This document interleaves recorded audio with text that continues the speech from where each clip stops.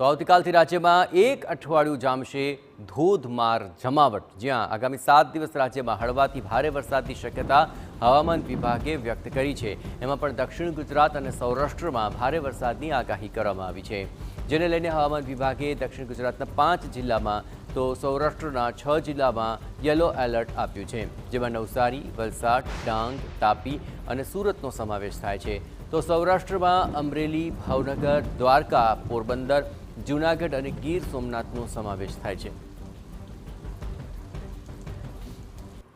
તો અલગ અલગ વિસ્તારોની અંદર જે વરસાદ છે ત્યાં એલર્ટ જાહેર કરાયું છે। નવસારી અને વલસાડની અંદર વરસાદનું યલો એલર્ટ જાહેર કરાયું છે।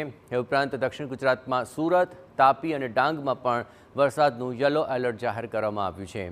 આ તરફ અમરેલી, ભાવનગર અને દ્વારકાના જે સૌરાષ્ટ્ર પંથકના વિસ્તારો છે ત્યાં પણ વરસાદનું યલો એલર્ટ જાહેર કરવામાં આવ્યું છે।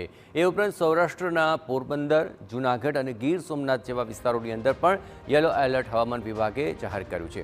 એવી સંભાવના છે કે અમદાવાદમાં ગાજવીજ સાથે હળવાથી મધ્યમ વરસાદ વરસી શકે છે।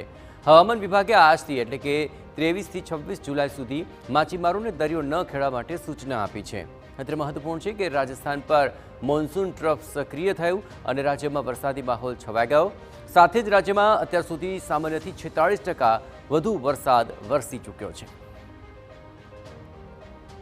महाराष्ट्र कच्छ के लिए आज के लिए और अगले डे 5, 6, 7 मतलब 26, 27, 28 जुलाई के लिए इक्का दुक्का स्थानों में भारी बरसात का पूर्वानुमान दिया गया है।